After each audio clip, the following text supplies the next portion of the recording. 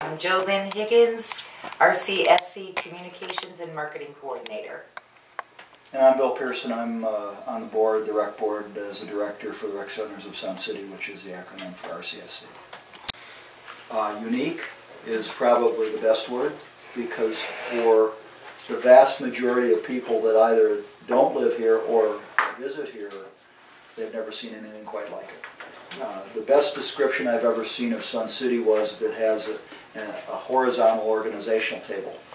And of course, when you first hear that, you kind of go, huh? But if you think in terms of what you're familiar with, everything in our lives is vertical. If it's from school to our parents, to the military, to politics, everything fits in a pecking order from top to bottom.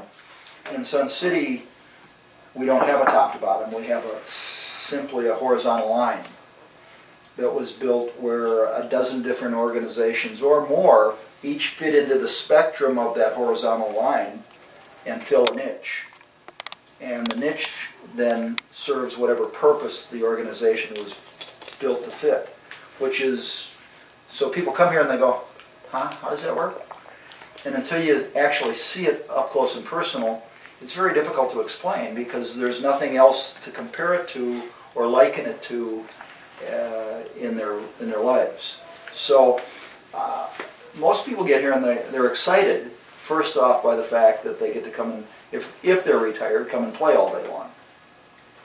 My wife once described it to a German newspaper that it was like a playground for old people. So that's the first reaction, because everybody thinks that that's what it is. But it really goes well beyond that. You know, one of the guys that died here a couple years ago dubbed the tag a city of volunteers. Well, from its origins in 1960, when I first opened it, there has always been volunteers. Today, volunteerism is a little more challenging, because a lot of the population moving here are still working. You know, societally, we've been impacted clearly by the changes that have taken place. I mean, if you go back to the history of the Webb Corporation, DevCo, that built Sun City, part of the decision to build it was predicated on the fact that defined benefit plans were exploding on the scene in the late 40s and early 50s and all through the 60s. They understood that people were going to be able to retire with a pension plan and Social Security and whatever private savings they had, which was going to set Sun City up to become successful. The experts said it wouldn't work. They said, this isn't going to happen. People aren't going to leave their kids. In the 60s, people didn't leave their kids and moved to the middle of the desert with nothing around them. And so it was actually dubbed the Great Social Experiment by most of the writers that wrote about Sun City. And so the reality was that Webb and his people really just were forward thinkers. People say they were visionaries. That's probably a good term, because they looked to the future and said defined benefit plans are now escalating, therefore Sun City will succeed. I did an interview in 2009 with a public television station out of LA, and the title of it was part of a series called, and this segment was called, Is the Sun Setting on Sun City? Great question, because if you think that we had actually in the 60s an explosion of defined benefit plans and social programs that allowed people to retire, the converse was now true. Those plans were going away. People's savings, 401ks, whatever was the next saving grace for workers, actually turned out to be somewhat of a boondoggle. And so consequently, their speculation was that people would never retire. They'd just work until they dropped. And so Sun City would fall out of favor. I argued then, as I would argue now, certainly less people are going to retire, but the advent of these kinds of age-restricted communities, hundreds, 4, 5, 6, 7, 1,000 of them today in the country, certainly lend credence to the fact that they're always going to be popular. The question becomes, what can you afford? And in many cases, people move here today still working, but they want the amenities. They want the cleanness of the community. They want the safety of living within walls, though we're not gated. They want living with people of like mind like values, like beliefs. And so Sun City will always have a place. The challenge for us, of course, is to make the place the kind of place they want to come.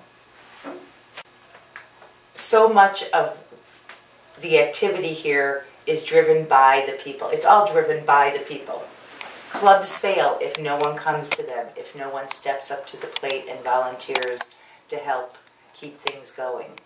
And that's why it's integral that we have both pieces for the activities and the culture and the lifestyle to continue here. It doesn't happen in a nutshell. RCSC can't make it all happen. It's the people that make it happen. You want your neighbor's house? I do, actually. We have a large population of Canadians here, and they can only be here by law 6 months out of the year. Or there's other consequences that affect them on their side of the border and ours as well. And so I have several of the Canadians that I watch their properties all summer long. I mean, but to be honest with you, I'd do that back in Minnesota if somebody asked me to do that. So it isn't, and again, societally, we've got some problems that have occurred that have kind of deteriorated a sense of community. Again, if you think about the internet and cell phones and the little cameras on the top of your computers and emails, we stay connected to the people because nobody was born here. I mean, in Sun City, we all moved here, right? So we came from somewhere, and it could be from Peoria, but you still have that circle of friends back wherever there was, and you can still stay connected simply with a phone call. If you think about 1960, if you moved here from somewhere else, that phone call was going to cost you, $1.10 a minute or whatever it was back in those days for a long-distance call when we were all terrified of long-distance calling charges. There was no emails. There was no connectivity. So what happened was when you bought in Sun City back then, you had to get to know your neighbors or you had no relationships that had been born over 30 or 40 years of living next door to Joe and Ethel. And so interestingly enough, that fact alone has started to break down that sense of community. And it wasn't anything anybody planned. It was truly something that just happened because that's how we grew up in the last 20 years, where that technology had superseded the need to have friends. And so that's a bit of a problem for us. What we've started to do here, and what I find is so exciting about the RCSC, we took a page out of those early years. If you look back at John Meeker, one of the three tenets involved in building Sun City in 1960 was individuality. I mean, defined as, we're going to make sure when you come here, you're going to preserve your individuality. By 1964, Sun City was failing. I mean, literally 387 homes sold, well below the numbers that the Webb Corporation wanted to see, and they were in trouble. And so John Meeker came in 65 and replaced the three guys that were running the community and said, we're getting rid of individuality. We're going to start building a sense of community with the clubs, with the organizations, by bringing people together, free events. We're going to help create a sense of community. We're going to get you to know your neighbors. The posse is going to be out there making sure that you're helping. The pride is going to go out and pick up the streets. You're going to get to know people in a social setting. And so he really defined sense of community by the things that he did. And the outcome was absolutely brilliant. From 1968 to 78, they sold 2,000 homes a year. People moved here and absolutely had to start talking to their neighbor. It was just part of the ingredient that was inbred in the community. So again, fast forward now to 2000, 1990, 2000, 2005, all of the new technologies start to build the walls up higher. And so we've made a conscious decision, recognizing the success of 1960 and 70, that for a community like ours, 43,000 residents, 7 miles long, 3 miles wide, to make it be as successful as it was, we had to go back to that sense of community, creating a sense of belonging, a need to nurture those commitments to the people around us. Again, it won't happen overnight, but we've started to put on more programs that bring people together. We've turned to the clubs and said, we're going to give you the freedom and the flexibility to start doing your own rules and regulations. We're not going to tell you what you have to do. We're going to ask you to take ownership, because with ownership comes responsibility, and with responsibility comes a need to reach out to other people.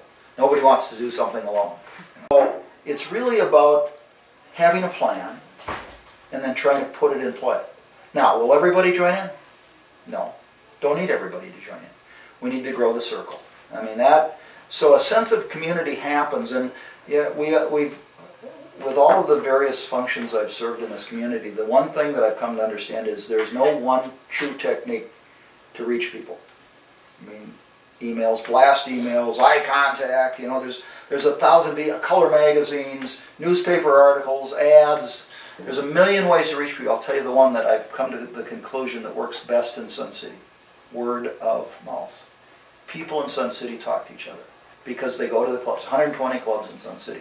They go to the clubs. They talk to each other. They go to the shopping center. I just took some people down, a couple of guys down to the Fairway Rec Center, a couple of guys from Chicago from the 55places.com. Incredible website, all about age-restricted communities. And it was fascinating because I walked in the wood shop, and I don't do wood work, but I knew 4 of the people when I walked in the door. Hey Joe, hi Bob, how are you? It's just what happens. The more you're out and about, the more you interconnect with people, the more closely you become to knowing somebody on a first-name basis, which is an oddity. In a lot of communities, you know your neighbor's right next door, but do you know anybody else? Right. And so that ability to make contact with people on an eyeball-to-eyeball level is so important to a sense of community, of making people feel good about where they are and what they are and who they are. You know, I spent 3 years at the Homeowners Association where we rebuilt it from the ground up, and there is a connection. Because obviously age-restricted communities get their dictate from federal statutes. The federal homeowners, whatever the law was in '85, allowed us to set up a different set of rules than what you'd find elsewhere. So we have an interest. There's clearly homeowners associations that are under attack, and in some cases rightly so.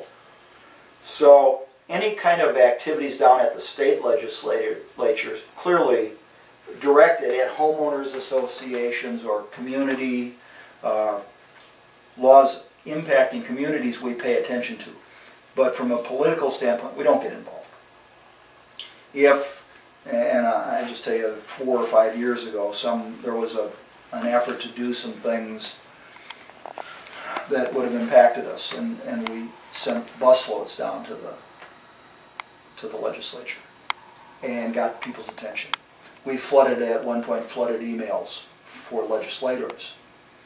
There's been a theory that has been a standard since almost its inception. They realize that Sun City residents vote. And so politicians clearly are impacted by Sun City's viewpoints. And when we need to, we make our viewpoints known and our voices heard, and have been fairly successful. Last year there was some issues over the rates that were going to be charged for water and electric, and we held hearings here, and they came in from the various agencies. And when we pack an auditorium with 1,500 people in settings where they usually get 15, they sit up and take notice. So we know when it's time to rally people and get people involved. And clearly pocketbook issues are some that we get involved with. So Sun City has the capacity to get involved when we need to. But from there's a Republican club and a Democratic club here, and just my personal viewpoint, which I tend not to get very much. I've testified in Washington, D.C. in front of the Senate. I was very politically active. When I moved here, I quit being politically active because I've come to realize that I can't change much no matter what happens out there. Inside these walls, I can affect just about anything if I'm willing to put my hand up and say, I can do that. I can do that. But for most people, to think that they make a difference because they vote or because they send, a party $100, thank you very much. I want to spend my time and my energy and my efforts in places that I know are going to have an impact. And so I'm never shy about telling people that if you really care about making a difference, right here. From a political perspective, I mean, think about where we are in the pecking order in that vertical, right down here. In the horizontal, every one of us is right either on the surface or just a breath below it because they haven't gotten involved, but they could. And so the difference, the opportunity to be effective or have an impact in this community is tenfold what it is outside, which to me is why it's so exciting to live here. Well, first off, and again only because I pay attention to age-restricted communities across the country, they have been less impacted by the downturn in the economy over the last 3 or 4 years. Again, there are a lot of reasons for it. Typically the people that have bought here in the past, and I'll preface that, have come here and either bought their home and paid cash for it or have very low payments because they sold the property back there and bought in and took a small mortgage. And we've managed to contain cost in the community really well. And again, I don't take any credit for this. The people that built Sun City did a marvelous job. I mean, one of the rips we get is that we pay no school. We don't pay high school or grade school taxes. And the reality was that back in the 70s when Peoria was trying to pass bonding issues, they could never get a vote through Sun City to support increased bonding. And so they asked us to leave. And they set up a special structure so that we weren't affecting it. So it was kind of a blessing to everybody to get out of it. So, our property taxes are a little lower than other places. To live here and belong to the rec centers, it's $450 for a property. Virtually, it's minuscule in relationship to what you get. So people that move into Sun City, in many cases, are better off than other places. But with that said, there are a lot of people that have bought here because they saw it as a cheap place to live. Back in 05 and 06 when property values were very high. And so the housing bubble that has crushed most of the country has affected us. I'm also the president of the Sun City Foundation, which helps people in need. We get donations and we assist people in paying fees, rec fees. And I see the applications, and I mean, there's a lot of people out there upside down in their mortgage.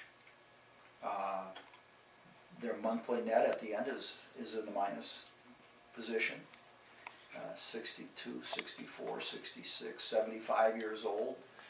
The opportunity to go back out into the workforce and get a job isn't as likely as it was many, many years ago.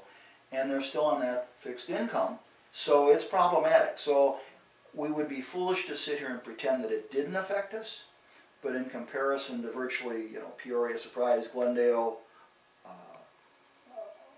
any place else in the country, on a level where everybody else is here, we're here. So I mean, that's the good news. The bad news is it's still affected us, and we recognize there's people in this community that are struggling. There's the beauty of Sun City, that horizontal organizational table. 31 churches inside of Sun City. Wasn't an accident. When Webb built the community in the 60s and 70s, that was by design. They understood that churches would help sell homes, that they would be a place that people that came here would go to. And in fact, virtually all of them have supporting groups inside the churches. But it goes well beyond that. I mean, Banner Hospital, the old Boswell Hospital, now Banner, has a foundation that helps fund Olive Branch Senior Center. Olive Branch Senior Center is down 2 miles down, and they feed hundreds of people every day, hot lunches. Got a network of assistance program, Sun City Community Assistance Network, the old, what were they called before? Sun City Taxpayers. The Taxpayers Association, which was around forever.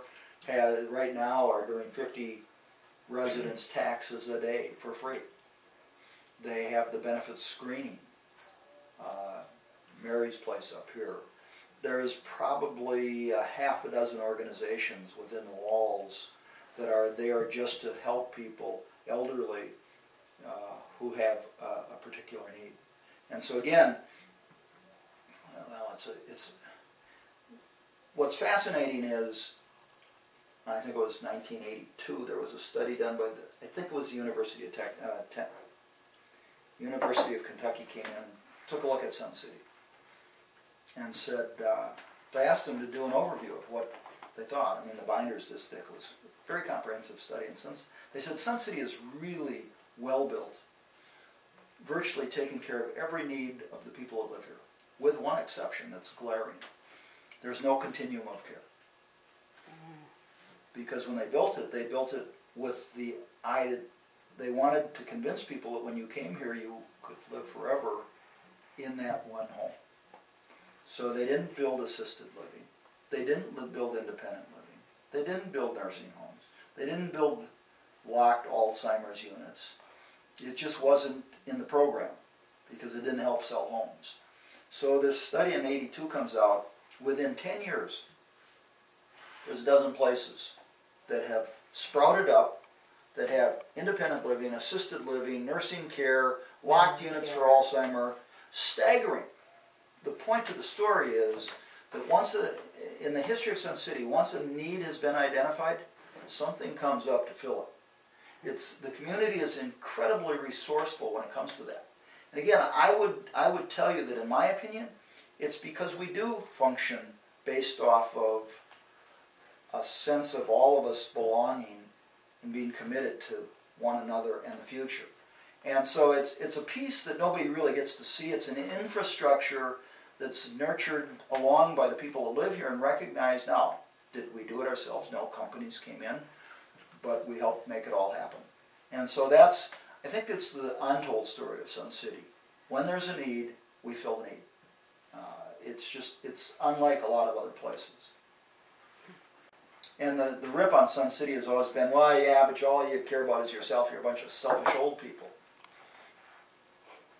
And so I always chuckle at that because literally, and I mean this, millions and millions of hours are donated inside Sun City for the common good of the community.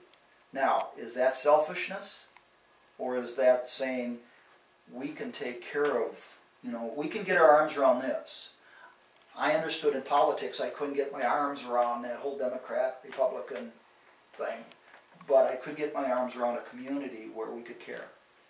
And so, I sobered up 39, I think it's coming up on 40 years ago. And the serenity prayer, that difference, to understand what I can change and what I can't, really is what triggers that. So, I can put on a bumper sticker that says, save the whales. Stop world hunger. That doesn't fix world hunger and it doesn't save the whales. It just makes me feel good. Here, I can get up every day and do something and make a difference in a person's life. Now, not 1,000 miles away, but 2 miles away. And is that selfish? That I'm not trying to fix the world? I don't see it that way, and I think that's one of the things that's kind of been lost in our society and why Sun City is so exciting to me. Now, you want to get up and golf 7 days a week, 6 hours a day? Cool, that's fine. Lean by the pool? Yeah, that's all good by me. But I think there's more to life.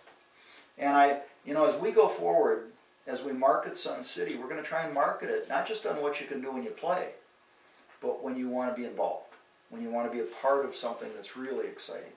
It's a piece that people don't understand about this community that goes well beyond hitting a golf ball or going in the weight room and working out, or lying by the pool getting brown.